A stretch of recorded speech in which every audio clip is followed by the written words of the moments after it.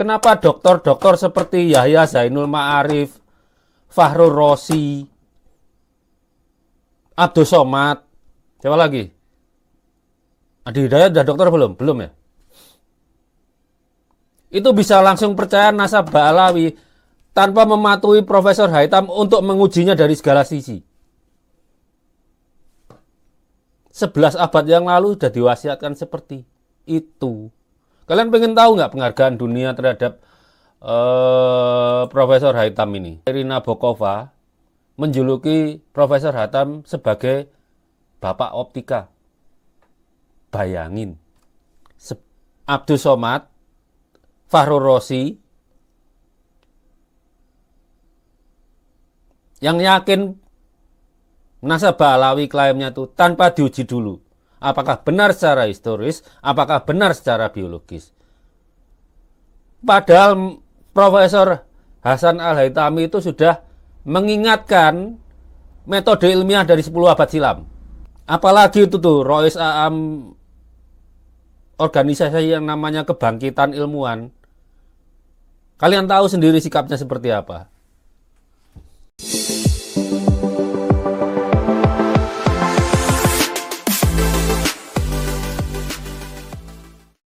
Assalamualaikum warahmatullahi ta'ala wabarakatuh. Dr. Sugeng Sugiharto, salah seorang akademisi yang memiliki background pakar ahli tes DNA. Kebetulan sejauh ini keterangan beliau mengenai tes DNA membahas masalah nasab Ba'alwi, di mana dalam pandangan Dr. Sugeng, genetika nasab Ba'alwi tidak sama dengan genetika keluarga baginda Nabi. Karena Dr. Sugeng Sugiharto sudah kadung masuk dalam masalah tes DNA ini, beliau juga banyak mengomentari para simpatisan Muhibbin Ba'alwi yang mati-matian membela klan nasab Ba'alwi sebagai bagian dari keturunan baginda Nabi. Makanya Dr. Sugeng mengomentari banyak hal dari para Muhibbin Ba'alwi, seperti misalnya Ustadz Abdus Somad, Ustadz Adi Hidayat, Fahrur Rozi, Kiai Haji Miftahul Ahyar. Dikomentari oleh Dr. Sugeng bahwa tidak seharusnya para pembela Ba'alwi, kata Dr. Sugeng, membaca kitab-kitab Ba'alwi satu dua kemudian langsung mempercayainya begitu saja tanpa mau meneliti terlebih dahulu dan menelusuri kebenaran, keabsahan daripada kitab tersebut. Komentar Dr. Sugeng dalam hal ini kelihatan sangat serius. Nah, untuk mengetahui teman-teman seperti apa keseriusan komentar Dr. Sugeng mengenai tes DNA dan para muhibbin yang ketika membaca kitab nasab Ba'alwi begitu percaya, begitu saja kepada nasab Ba'alwi sebagai bagian dari zuriyah baginda Nabi. Nah, selengkapnya mari kita simak penjelasan Dr. Sugeng dalam video berikut ini. Yang metode ilmiah itu. Pencari kebenaran itu bukanlah orang yang mempelajari tulisan-tulisan dari masa lalu.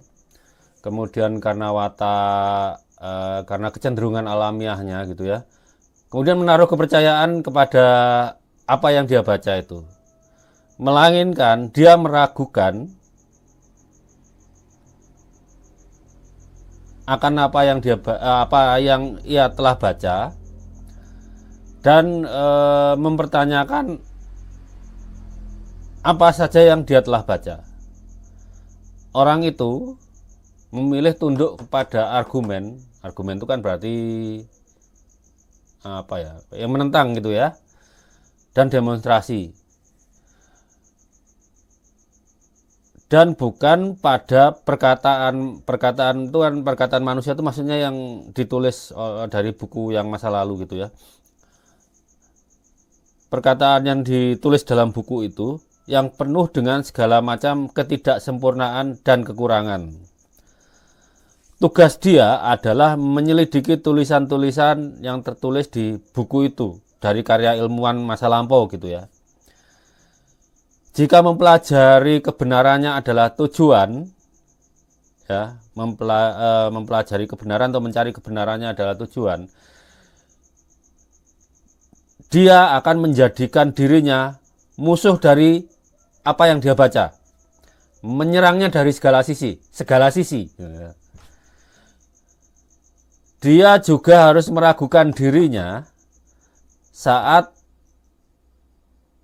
harus melakukan pemeriksaan yang sifatnya kritikal terhadap apa yang dia baca, sehingga ia menghindarkan dirinya jatuh ke dalam prasangka atau apa ya? Oh, kompromi, lebih tepat, kompromi. Jadi dalam metode ilmiah Anda tidak boleh kompromi. Maksudnya kompromi itu begini, ilmuwan itu kan boleh salah tapi nggak boleh bohong. Maksudnya itu bahwa kita ketika melakukan pekerjaan ilmiah itu pasti bisa salah. Tapi kita hindari mati-matian untuk berbuat kesalahan. Makanya bikin protokol ini itu untuk mencegah kita berbuat salah. Tapi kalaupun kesalahan itu terjadi, itu akibat manusiawi aja. Kita manusia punya batas untuk mencapai ke apa ya?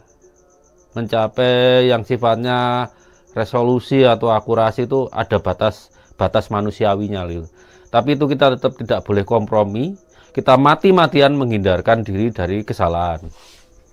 Maksudnya seperti itu. Karena ilmuwan di masa lalu itu ada salahnya, generasi berikutnya bisa memperbaiki. Gitu kan? Makanya kemarin ada yang masalah perhitungannya guru gembul salah. Menurut saya wajar. Ngitung salah itu wajar. Nah, tapi ingat, poinnya begini. Dalam kaitan nasab ini, kalau menurut metode ilmiahnya Profesor Hasan ini, Hasan Al-Haytami ini, menurut kalian, ketika seseorang membaca buku nasab dan langsung percaya, orang itu ilmiah enggak? Ini dari ilmuwan yang abad 11 Masehi. 10 abad silam loh. Sekarang kan abad 21, 21 kurangi 11, 10. Ya kan?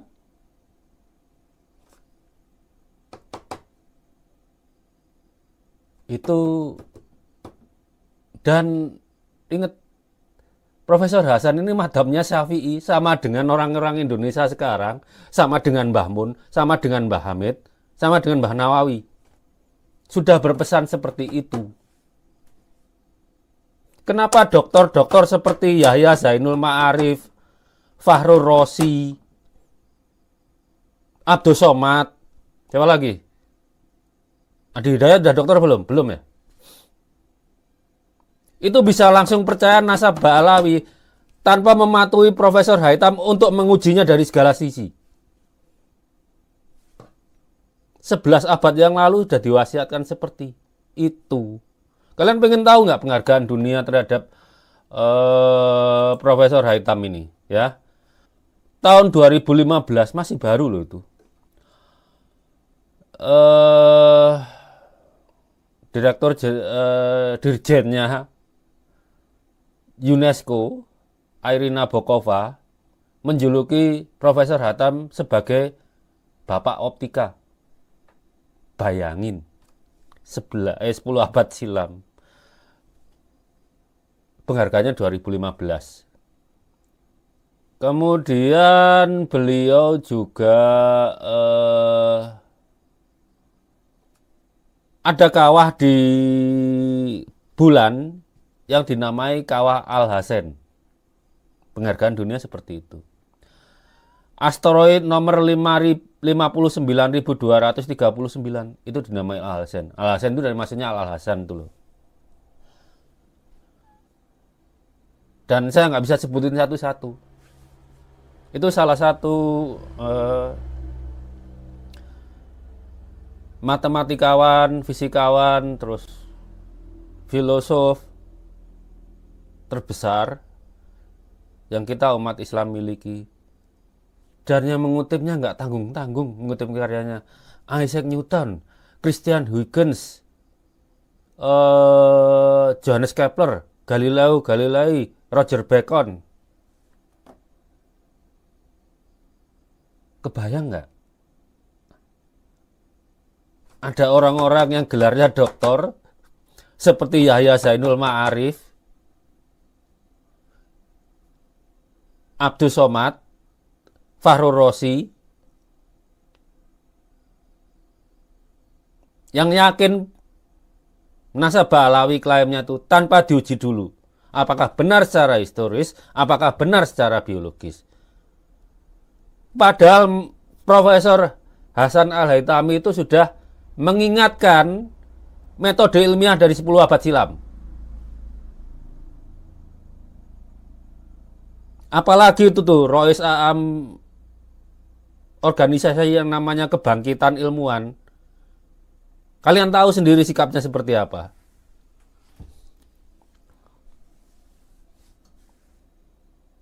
Kalau kita dari maha guru kita yang muslim aja, yang non muslim denger, bersikap ilmiah, menghasilkan karya besar, kita dikibulin nasab aja langsung bisa. Dari ukuran orang-orang yang langsung percaya ke Laim Nasabah Alawi, itu dari ukuran abad 11 saja terlihat bodoh. Kalau Wafi nggak usah dipertanyakan loh, nggak kuliah.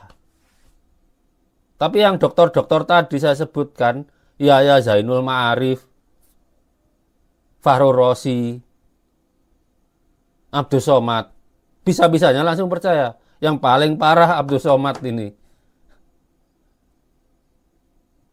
Dia seakan-akan meninggikan klaim nasabah Alawi lebih tinggi dan lebih besar daripada Islam sendiri. Oke, silahkan dipikir. Jadi besok-besok, ibu-ibu, jangan jadikan tokoh seperti, nanti akan saya singgung, Muhammad Al-Fatih sebagai pujaan anak-anak kalian.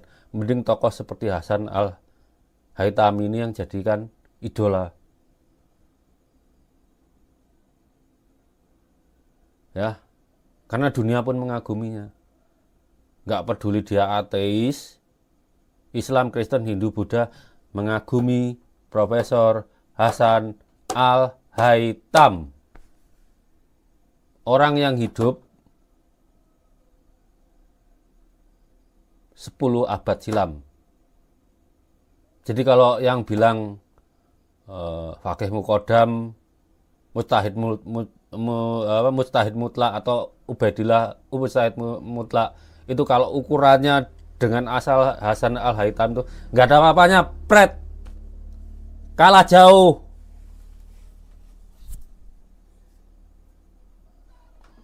Saya yang hidup 10 abad berikutnya aja nggak mampu mengejarnya. Tapi kita bisa jadikan beliau ini idola anak-anak kita. Oke? Kita jadikan anak-anak kita sebagai muslim yang cerdas dan mencerdaskan. Jangan sampai kayak Wafi. Nah, itu saja teman-teman penjelasan dari Dr. Sugeng yang menyinggung beberapa tokoh yang membicarakan nasabah alwi, artinya tidak mempermasalahkan daripada nasab Ba'alwi yang secara tidak langsung juga membenarkan sebagai bagian dari dzurriyyah baginda Nabi. Seperti tokohnya antara lain Ustadz Abdus Somad, Adi Hidayat, Fahru Rozi, kemudian menyinggung Ruis Am PBNU, yaitu Kiai Haji Miftahul Akhyar, termasuk juga Ustadz Wafi disinggung. Nah, komentar-komentar Dr. Sugeng itu pada mulanya kan berkutat pada persoalan tes DNA, tetapi lama-kelamaan juga menyerempet terhadap pemahaman paradigma yang dikembangkan oleh para muhibbin Ba'alwi atau para simpatisan Ba'alwi yang membenarkan, membela mati-matian nasab Ba'alwi sebagai bagian dari dzurriyyah baginda Nabi. Nah, itu saja teman-teman. Kalau ada ini sampaikan terkait dengan penjelasan Dr. Sugeng yang barusan kita simak, silakan tulis pendapat-pendapat kalian di kolom komentar. Sekian dari saya. Wassalamualaikum warahmatullahi wabarakatuh.